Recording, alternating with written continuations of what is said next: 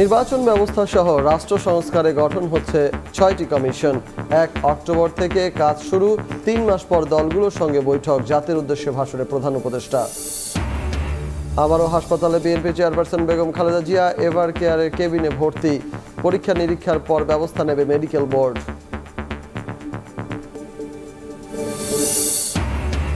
হত্যা মামলায় মহাখালী থেকে গ্রেপ্তার সাবেক ডিএমপি কমিশনার আসাদুজ্জামান মিয়া। খিলগাঁও থানায় হস্তান্তর। আজ তোলা হতে পারে আদালতে। এবং টেলিভিশন বিতর্কে কমলার কাছে ধরাশায়ী ডোনাল্ড ট্রাম্প। হ্যারিসকে বিজয়ী ঘোষণা বেশিরভাগ গণমাধ্যমের। দ্বিতীয় বিতর্ক চায় ডেমোক্র্যাট শিবির।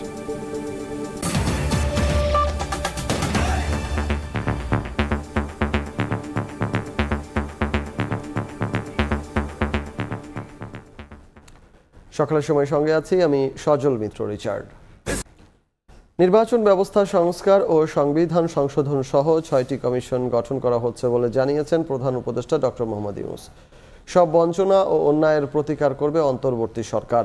অর্থনীতি সচল রাখতে সবাইকে সহযোগিতার আহ্বানও জানিয়েছেন প্রধান উপদেষ্টা।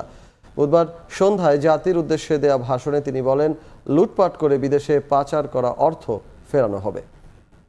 আমি গভীর শ্রদ্ধা জানাচ্ছি জুলাই আগস্ট মাসে ফ্যাসিবাদের বিরুদ্ধে জুলাই গণ অভ্যুত্থানের বার্তা বাস্তবায়ন এবং রাষ্ট্র সংস্কারের তাগিদে জাতিকে শক্তিশালী ও আশাবাদী করতে নানা চিন্তা ও কর্মপরিকল্পনা বাস্তবায়নে কাজ করছে অন্তর্বর্তীকালীন সরকার। একযোগে কাজে নেমে পড়ার ফলে বুধবার রাতে জাতির উদ্দেশ্যে দেয়া ভাষণে কর্মপরিকল্পনা ও বিভিন্ন পদক্ষেপের কথা তুলে ধরেন প্রধান উপদেষ্টা ডক্টর মোহাম্মদ ইউনূস। যে সমস্ত ভাই বোনেরা তাদের গত ১৬ বছরের জাতির উদ্দেশ্যে ভাষণে প্রধান উপদেষ্টা সংবিধান সংশোধন, নির্বাচন ব্যবস্থা, পুলিশ প্রশাসন, বিচার বিভাগ, দুর্নীতি দমন ও জনপ্রশাসন সংস্কারের জন্য ৬টি কমিশন গঠনের সিদ্ধান্তের কথা জানান। বাংলাদেশের ফ্যাসিজম বা স্বৈরতান্ত্রিক শাসন পুনরাবৃত্তির আশঙ্কা রোধ এবং জনমালিকানা ভিত্তিক কল্যাণমুখী জনস্বার্থে নিবেদিত একটি রাষ্ট্র ব্যবস্থা প্রবর্তনের লক্ষ্যে কিছু জাতীয় ভিত্তিক সংস্কার সম্পন্ন করা জরুরি হয়ে পড়েছে। উক্ত সংস্কার ভাবনার অন্যতম কেন্দ্রবিন্দু হচ্ছে সুষ্ঠু নির্বাচন ব্যবস্থা, সুশাসন। গণতান্ত্রিক বাংলাদেশের রূপরেখা তৈরি করতে দৃঢ় প্রতিজ্ঞাবদ্ধতার কথা জানিয়ে প্রধান উপদেষ্টা আইন নিজের হাতে তুলে না নিতে সবার প্রতি আহ্বান জানান। আইন শৃঙ্খলা পরিস্থিতির উন্নতির জন্য আমরা দিনরাত পরিশ্রম করে যাচ্ছি। কেউ আইন নিজের হাতে তুলে নেবেন না। আইন নিজের হাতে তুলে নিয়ে কেউ সমাজে বিশৃঙ্খল পরিবেশ সৃষ্টি করলে আমরা তাকে অবশ্যই শাস্তির আওতায় নিয়ে আসব। আমরা একটি সাম্প্রদায়িক সম্প্রীতির দেশ। ধর্মীয় সম্প্রীতি বিনষ্ট হয় এমন কোনো কাজ কেউ কোনোভাবেই করবেন না। লুটপাট ও পাচার হয়ে যাওয়া অর্থ ফিরিয়ে আনার উদ্যোগের বিষয়ে প্রধান উপদেষ্টা জানান, আর্থিক খাতে শৃঙ্খলা ফিরিয়ে আনতে একটা ব্যাংকিং কমিশনও গঠনের উদ্যোগ নেওয়া হয়েছে। আমরা স্বৈরাচারী হাসিনা সরকারের অহেতুক কোটি কোটি টাকা ব্যয়ের প্রকল্প বাস্তবায়িত হতে দেখেছি, যেগুলো কখনোই দেশের মানুষের জন্য ছিল না, বরং এর সাথে জড়িত ছিল কুৎসিত আমিত্ব এবং বিশাল আকারের চুরি। চলমান এবং প্রস্তাবিত সকল উন্নয়ন প্রকল্পগুলোর যাচাই বাছাই করার কাজ ইতিমধ্যে আমরা শুরু করেছি। পাইপলাইনে থাকা 48 বিলিয়ন মার্কিন ডলার বৈদেশিক সহায়তা ব্যবহারের উদ্যোগ নেওয়া হয়েছে। মেগা প্রকল্পের নামে লুটপাট বন্ধের পাশাপাশি স্বাস্থ্য ও শিক্ষা খাতে বরাদ্দ বৃদ্ধির পরিকল্পনা গ্রহণ করা হয়েছে। বৈদেশিক মুদ্রার রিজার্ভের উপর চাপ কমানোর লক্ষ্যে রাশিয়া এবং চীন থেকে প্রাপ্ত ঋণের সুদের হার কমানো এবং ঋণের মেয়াদ বৃদ্ধির জন্য অনুরোধ জানানো হয়েছে। অর্থনীতির চাকা সচল রাখতে সব সমস্যা নিয়ে শ্রমিক মালিক উভয় পক্ষের সঙ্গে বৈঠকের কথা জানান প্রধান উপদেষ্টা। আপনারা কারখানা খোলা রাখুন, অর্থনীতির চাকা সচল রাখুন, দেশের অর্থনীতিকে সোজা হয়ে দাঁড়াতে দিন। আমরা আপনাদের সমস্যার স্থায়ী সমাধান বের করার জন্য সর্বশক্তি প্রয়োগ করব। জাতির উদ্দেশ্যে ভাষণে ধর্মীয় সম্প্রীতি বজায় রাখার তাগিদ দিয়েছেন প্রধান উপদেষ্টা। সংবাদ মাধ্যম ও মত প্রকাশের পূর্ণ স্বাধীনতা ইতিমধ্যে নিশ্চিত করা হয়েছে। আমরা সবাইকে বলে দিয়েছি, আপনারা মন খুলে আমাদের সমালোচনা করুন। আমরা সবার মতামতের প্রতি শ্রদ্ধাশীল। আতাউর কাউসার, সময় সংবাদ, ঢাকা। নিয়মিত স্বাস্থ্য পরীক্ষার জন্য বিএনপি চেয়ারপারসন বেগম খালেদা জিয়াকে এভার কেয়ার হাসপাতালে নেওয়া হয়েছে। রাত 11টার পর গুলশানের বাসা থেকে প্রাইভেট কারে রওনা হন বিএনপি চেয়ারপারসন। রাত 2টা নাগাদ হাসপাতালের কেবিনে নেওয়া হয় তাকে। সঙ্গে ছিলেন ব্যক্তিগত চিকিৎসক, বিএনপির স্থায়ী কমিটির সদস্য অধ্যাপক ডক্টর AZM জাহিদ হোসেন। তিনি জানান, নিয়মিত স্বাস্থ্য পরীক্ষার অংশ হিসেবে এভার কেয়ারে নেওয়া হয়েছে তাকে। ডক্টর শাহাবুদ্দিন তালুকদারের নেতৃত্বে মেডিকেল বোর্ডের অধীনে তার বেশ কিছু পরীক্ষা নিরীক্ষা করা হবে। রিপোর্ট পর্যালোচনা করে নেওয়া হবে পরবর্তী ব্যবস্থা। দীর্ঘদিন ধরে liver cirrhosis, arthritis, diabetes, kidney ও হার্ট সহ নানা শারীরিক জটিলতায় ভুগছেন বেগম খালেদা জিয়া। ঢাকা মহানগর পুলিশের সাবেক কমিশনার আসাদুজ্জামান মিয়াকে গ্রেফতার করেছে র্যাব। বুধবার রাতে রাজধানীর মহাখালী থেকে তাকে গ্রেফতার করা হয়।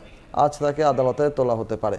2015 সালে খিলগাঁও থানা ছাত্রদলের সাবেক সম্পাদক মোহাম্মদ নুরুজ্জামান জনিকে পুলিশি হেফাজতে ক্রসফায়ারের নামে হত্যার অভিযোগে ডিএমপির তৎকালীন পুলিশ কমিশনার আসাদুজ্জামান মিয়া সহ 13 পুলিশ কর্মকর্তাকে আসামি করে মামলা করা হয়। গত 3 সেপ্টেম্বর খিলগাঁও থানায় মামলাটি করেন জনির বাবা। সাবেক ডিএমপি কমিশনার আসাদুজ্জামান মিয়া, সাবেক আইজিপি চৌধুরী আবদুল্লাহ আল মামুন এবং সাবেক পুলিশ সুপার আবদুল্লাহ হিল কাফিকেও আদালতে নেওয়া হতে পারে আজ। এই মুহূর্তে সিএমএম আদালতে আছেন সহকর্মী আসিফ মোহাম্মদ সিয়াম। সরাসরি চলে যাব তার কাছে। সিয়াম, সাবেক ডিএমপি কমিশনার আসাদুজ্জামান মিয়াকে আজ ঢাকার সিএমএম আদালতে যে কোনো সময় তোলা হবে। তা রাষ্ট্রপক্ষের আইনজীবী আমাদেরকে যেটা জানিয়েছেন যে পুলিশ তার বিরুদ্ধে 10 দিনের রিমান্ড চাওয়ার কথা জানিয়েছে। মূলত 2015 সালে তিনি সাবেক ছাত্রদলের এক নেতা জনিকে ক্রসফায়ারের নামে হত্যার অভিযোগের যে মামলা, সেই মামলাটিতে তাকে গ্রেফতার করা হয়েছে। গত মধ্যরাতে তাকে মহাখালী থেকে গ্রেফতার করেছে র্যাব। আমরা যতটুকু জানতে পেরেছি যে খিলগাঁও থানার এই মামলায় তিনি গ্রেফতার হয়েছেন। তাকে র্যাব রাতের মধ্যেই খিলগাঁও থানায় হস্তান্তর করেছে এবং খিলগাঁও থেকেই তাকে যে কোনো সময় ঢাকার সিএমএম আদালতে আনা হবে। এছাড়া সাবেক পুলিশের মহাপরিদর্শক চৌধুরী আবদুল্লাহ আল মামুন এবং ঢাকা জেলার পুলিশ সুপার আবদুল্লাহ হিল কাফিকেও 8 দিনের রিমান্ড শেষে আজ আদালতে তোলার কথা আমরা জানতে পেরেছি। তো এখন পর্যন্ত আমরা ঢাকার সিএমএম আদালতে যেটা দেখতে পাচ্ছি যে এখানে পরিস্থিতি এখনও স্বাভাবিক। সাধারণত আমরা যেটা দেখি যে কোনো আসামি তোলার আগে যে নিরাপত্তা জোরদার করা হয় তেমন কিছুই এখন পর্যন্ত ঢাকার সিএমএম আদালতে আমরা দেখতে পাইনি। তবে আমরা আসাদুজ্জামান মিয়ার সম্বন্ধে যেটা জানতে পেরেছি যে তিনি গত জুন থেকেই বিপুল পরিমাণ অর্থ লুটপাট এবং দুর্নীতির অভিযোগে তিনি আলোচনা সমালোচনায় ছিলেন। তো গত মধ্যরাতে তাকে 2015 সালে যে জনি হত্যা মামলা, সেটাতে জনির বাবা বাদী হয়ে তার বিরুদ্ধে মামলা করেন এবং তাতেই তাকে গ্রেফতার দেখানো হয়। তো এখন পর্যন্ত ঢাকার সিএমএম আদালতে এই ছিল আমার কাছে সর্বশেষ। ঢাকার সিএমএম আদালত প্রাঙ্গণ থেকে আমাদের সঙ্গে যুক্ত হয়েছিলেন আসিফ মোহাম্মদ সিয়াম।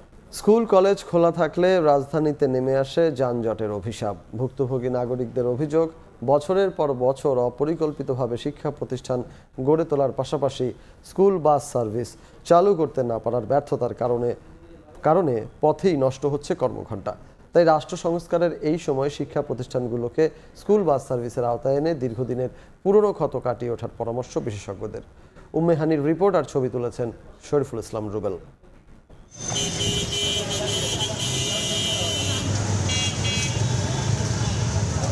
দীর্ঘ অপেক্ষার ছাপ চোখে মুখে, শরীর জুড়ে রাজ্যের ক্লান্তি। দিনের শুরুতেই যেন দিন শেষের অনুভূতি। 2 থেকে 2.5 ঘন্টা আগে ঘর থেকে বেরিয়েও মেলে না গন্তব্যের দেখা। এই তো রাজধানীর স্কুলগামী শিক্ষার্থীদের নিত্যদিনের তিক্ত অভিজ্ঞতা। রাস্তা প্রায় 40 মিনিট যাবত গাড়িতে বসে আছি। আমি তো কখনো এটা এক্সপেক্ট করি না যে আমার সময়টা ওয়েস্টেজ হোক। বাচ্চা আমার মাত্র 3-তে পড়ে, এতটা পথ দৌড়ায় আসা লাগলো। এট এ টাইমে যখন এই জায়গায় গাড়িগুলো আসে তখন মানে কন্ট্রোল করাটা আসলেই খুব চ্যালেঞ্জিং আর কি। এখন আমি দাঁড়িয়ে আছি মোহাম্মদপুরের ইকবাল রোডে। এই এলাকাটিতে ছোট বড় মিলিয়ে রয়েছে প্রায় 17টি স্কুল। সব শিক্ষার্থীরা যাচ্ছেন স্কুলে। আমার পিছনে যে যানজটের চিত্র দেখছেন সেটি এখানকার স্কুল শুরু এবং শেষের সময়কার নিত্যদিনের চিত্র। তবে পরিবহন বিশেষজ্ঞরা বলছেন স্কুল বাস সার্ভিস চালু থাকলে এই ট্রাফিকের চিত্রটি হতো ঠিক ভিন্ন। কোনো উদ্যোগ যে নেওয়া হয়নি তা কিন্তু নয়। লোক দেখানো স্কুল বাস সার্ভিসের সবশেষ দৃষ্টান্ত রাজধানীর বনানী বিদ্যানিকেতন স্কুল অ্যান্ড কলেজের। কয়েক হাজার শিক্ষার্থীর ওই স্কুলটিতে চলতি বছরের ৩ জুলাই অনেকটা ঢাকঢোল পিটিয়ে চালু করা হয় 3টি মাত্র বাস। প্রয়োজনের তুলনায় অপ্রতুল সার্ভিসটি চালুর সকল ক্রেডিট ঢাকা উত্তর সিটি কর্পোরেশন নিলেও শর্ত মোতাবেক সংস্থাটি দেয়নি কোনো অর্থ। বরং ডিএনসিসির সাবেক মেয়র পলাতক থাকায় এখন অনেকটাই অনিশ্চিত স্কুল বাস প্রজেক্টটি। তারা চেয়েছিল কিন্তু আমরা এখন পর্যন্ত পাই নাই, আর আদৌ দিবে কিনা আমরা জানি না। তবে আমরা আমাদের নিজস্ব অর্থায়নে এই বাস সার্ভিস চালু রাখতে চাই। পরিসংখ্যান বলছে ঢাকার রাস্তায় প্রতিদিন তৈরি হয় 2 থেকে 2.5 কোটির মতো ট্রিপ, যার মধ্যে প্রায় 40 লক্ষ ট্রিপ স্কুলগামী শিক্ষার্থীদের গাড়ির। 2009 সালে স্কুল বাস চালুর উদ্যোগ নেওয়া হয়। সেই প্রজেক্টটিও মুখ থুবড়ে পড়ে কিছুদিনের মধ্যেই। পরে 2010 সালে বিআরটিসি 2টি স্কুল বাস সার্ভিস চালু করলেও তা বর্তমানে বন্ধ।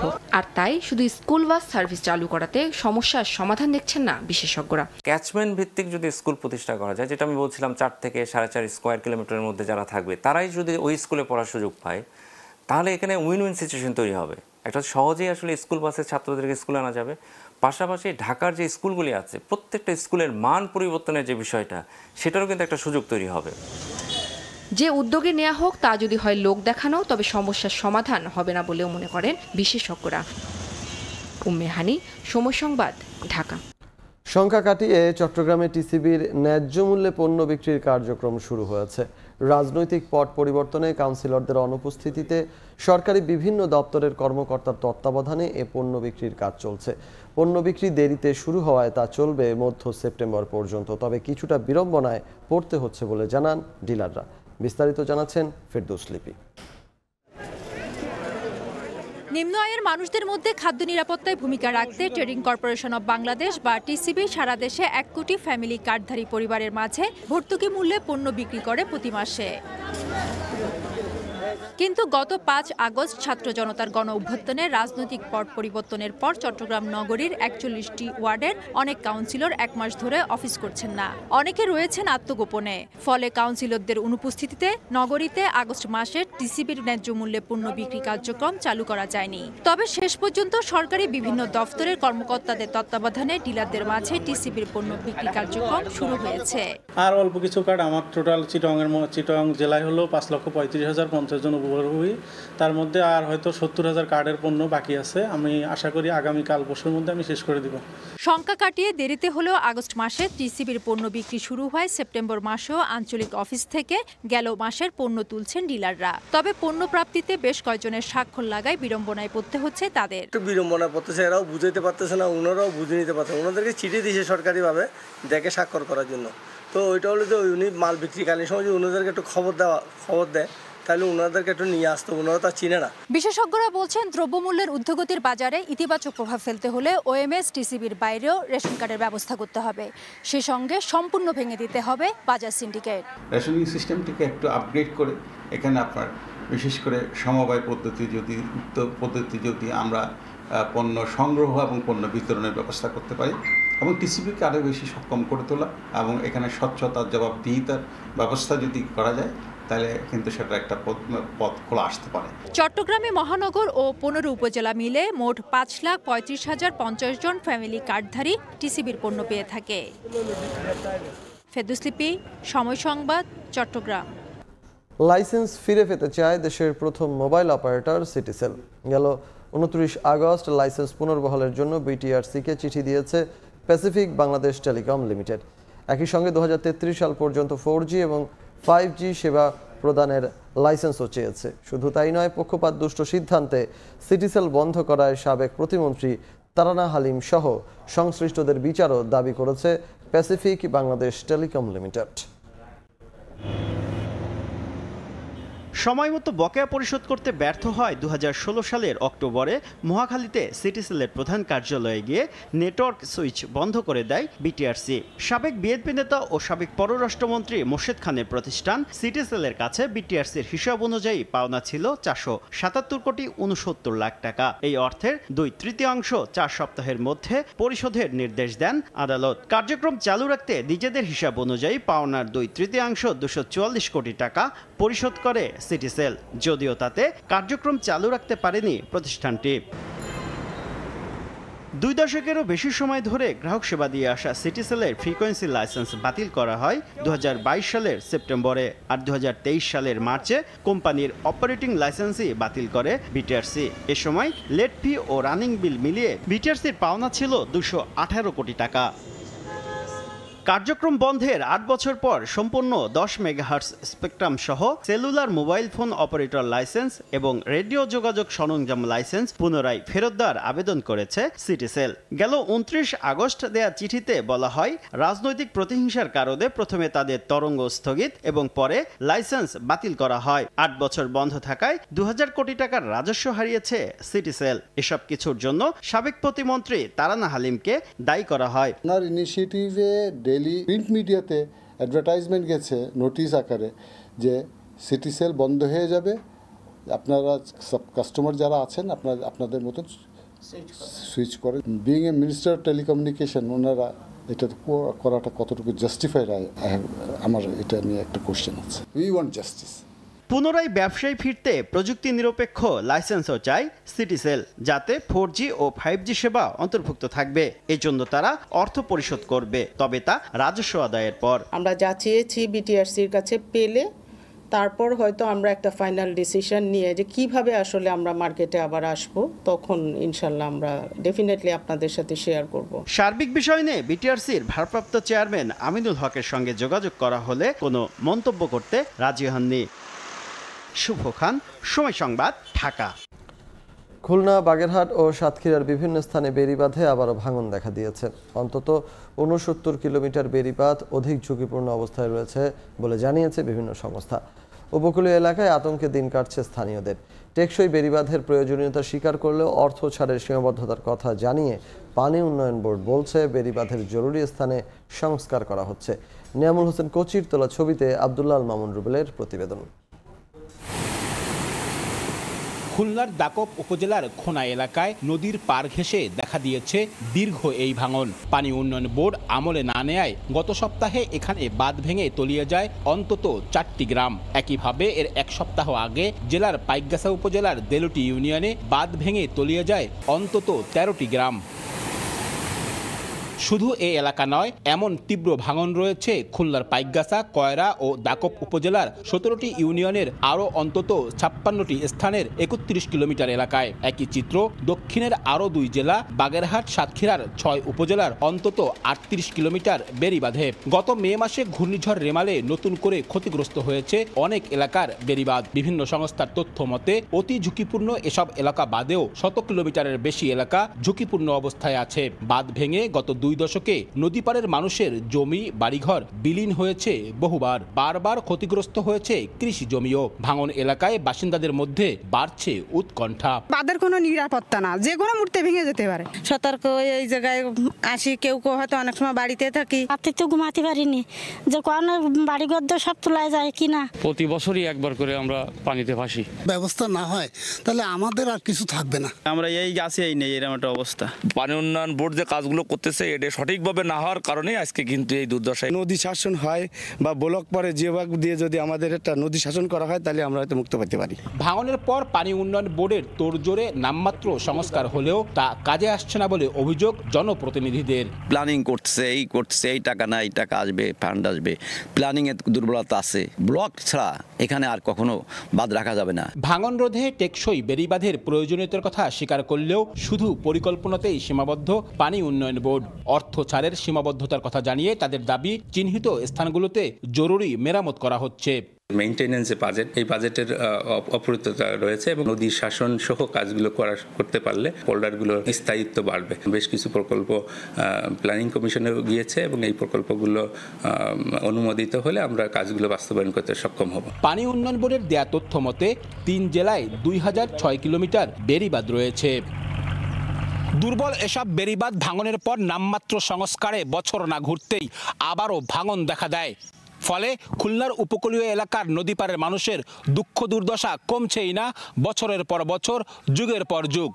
তাই স্থায়ী টেকসই বেড়িবাঁধ নির্মাণের যে দাবি এলাকাবাসীর, তা এখন আরও জোরদার হয়েছে। খুলনার দাকপ থেকে আব্দুল্লাহ আল মামুন রুবেল, সময় সংবাদ। মার্কিন প্রেসিডেন্ট নির্বাচন সামনে রেখে ডেমোক্র্যাট ও রিপাবলিকান প্রার্থীদের বিতর্কে বেশিরভাগ গণমাধ্যম কমলা হ্যারিসকে বিজয়ী ঘোষণা করেছে।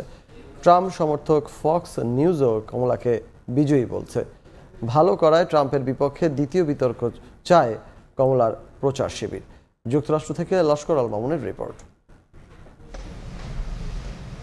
হাস্যোজ্জ্বল কমলা হ্যারিস বিতর্কের মঞ্চে উঠে এগিয়ে গিয়ে অপর প্রান্তের প্রতিদ্বন্দ্বী ডোনাল্ড ট্রাম্পের সঙ্গে করমর্দন ও কুশল বিনিময় করার দৃশ্যই হয়তো মার্কিনীদের মন জয় করে। মার্কিন প্রেসিডেন্ট নির্বাচনের আর মাত্র কয়েক সপ্তাহ বাকি। এর আগে প্রতিদ্বন্দ্বী দুই প্রার্থীদের টেলিভিশন বিতর্কের দিকে মুখিয়ে ছিল সাধারণ মানুষ। উপভোগ করেন দুজনের কথার লড়াই। 1.5 ঘন্টার এই লড়াইয়ের প্রতি চোখ ছিল পুরো বিশ্বের। দুজনেই পাল্টাপাল্টি আক্রমণে একে অপরকে নাস্তানাবুদ করার চেষ্টা করেন। এ সময় মার্কিন সংবাদ মাধ্যম এবিসি নিউজ আয়োজিত এ বিতর্কের সঞ্চালক ডেভিড মুইর ও লিন্ডসে ডেভিস অনেকটা ভালোভাবেই সামলে নিয়েছেন তাদের। 59 বছর বয়সী কমলা আর 78-এর ট্রাম্পের বাগযুদ্ধে অধিকাংশ মার্কিন গণমাধ্যম কমলা হ্যারিসকেই জয়ী বলেছেন। মার্কিন সংবাদ মাধ্যম ফক্স নিউজকে বলা হয় ট্রাম্প সমর্থক। সেই ফক্স নিউজই কমলাকে জয়ী বলেছে। ফক্স নিউজের রাজনৈতিক বিশ্লেষক ব্রিট হিউম বলেন, কমলা খুব ভালোভাবেই প্রস্তুতি নিয়ে এসেছিলেন এবং বিতর্ক জুড়ে বিভিন্ন বিষয়ে ট্রাম্পকে লক্ষ্যচ্যুত করতে সক্ষম হয়েছেন। বলেন, ট্রাম্পের জন্য এটি খারাপ রাত ছিল।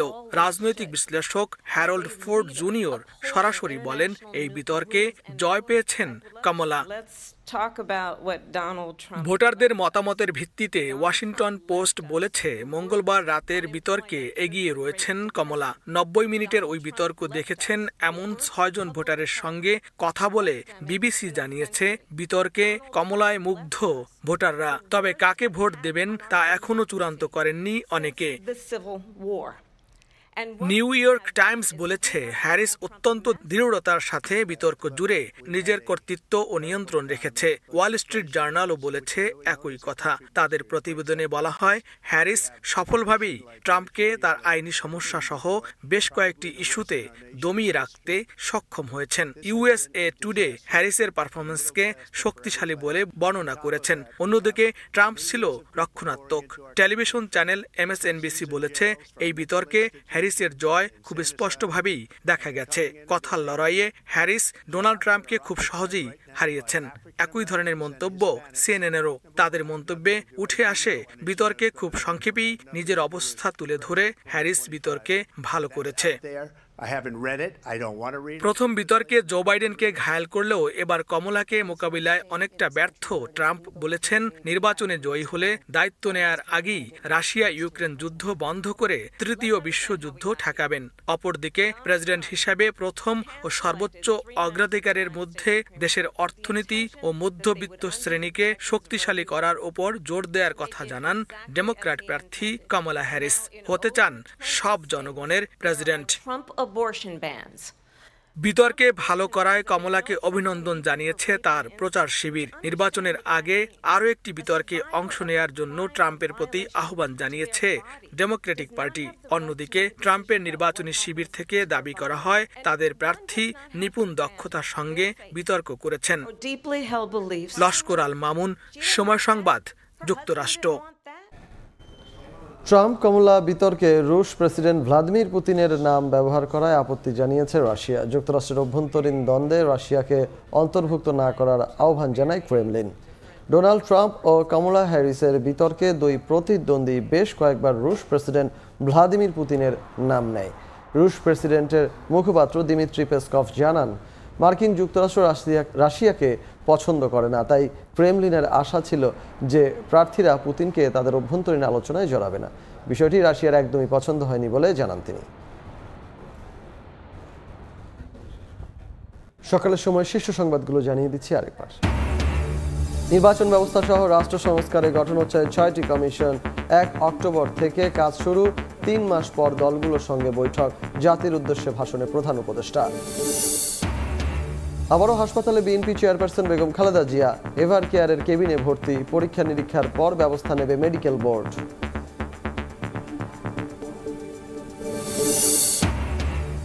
এবং হত্যা মামলায় মহাখালী থেকে গ্রেপ্তার সাবেক ডিএমপি কমিশনার আসাদুজ্জামান মিয়া খিলগাঁও থানায় হস্তান্তর, আজ তোলা হতে পারে আদালতে।